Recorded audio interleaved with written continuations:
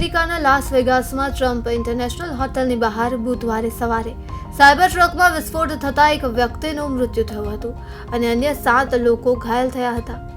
Police અને FBI અધિકારીઓએ જણાવ્યું હતું કે ગાડીનો પ્રકાર અને આગનું સ્થાન ઘણા સવાલ ઊભા કરે છે.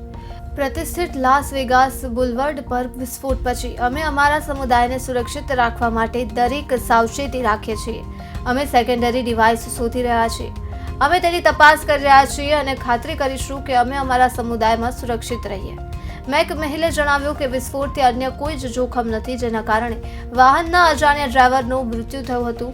લગભગ 7 લોકો ઘાયલ થયા હતા. આ સાથે જ તેમણે સમુદાયના લોકોને આ વિસ્તારથી દૂર રહેવાની અપીલ કરી છે.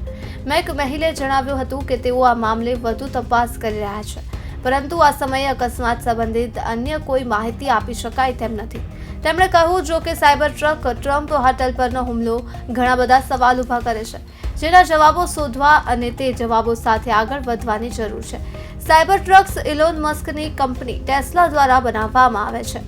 મસ્ક નવા ચૂંટાયેલા રાષ્ટ્રપતિ ડોનાલ્ડ ટ્રમ્પના ઇનર સર્કલનો પણ એક ભાગ છે. આનાથી સોશિયલ મીડિયા પર ચિંતા વધી છે કે તે રાજકીય રીતે પ્રેરિત એક હુમલો હતો. મેકમેહિલે જણાવ્યું કે સાયબર ટ્રક હોટલની સામે હોટલના કાચના પ્રવેશદ્વાર સુધી આવી હતી. અમે જોયું કે વાહનમાંથી ધુમાડો નીકળવાનું શરૂ થયું અને પછી ટ્રકમાંથી મોટો વિસ્ફોટ થયો. મેકમેહિલે જણાવ્યું કે ટ્વિટર પર પોસ્ટ કરવામાં આવેલા વિડીયોમાં એક વ્યક્તિએ જણાવ્યું હતું વિસ્ફોટ સમયે તે હોટલની સામે જ હાજર હતા, જેમાં સંપૂર્ણ રીતે બળી ગયેલ સાયબર ટ્રક દેખાય છે, જેમાંથી વિસ્ફોટ જેવો ધડાકો થયો હતો. આ મામલે ઇલોન મસ્કે એક્સ પર એક પછી એક ઘણી પોસ્ટ કરીને કહ્યું કે આજ સુધી કોઈ સાયબર ટ્રક સાથે આવું કંઈ જ થયું નથી અને તેમની કંપનીની સિનિયર ટીમ આ સમગ્ર મામલાની તપાસ કરી રહી છે. આ સાથે મસ્કે તેને આતંકવાદી હુમલો પણ ગણાવ્યો હતો. ઇલોન મસ્કે પોતાની એક પોસ્ટમાં લખ્યું છે કે આતંકવાદી હુમલો હોઈ શકે છે.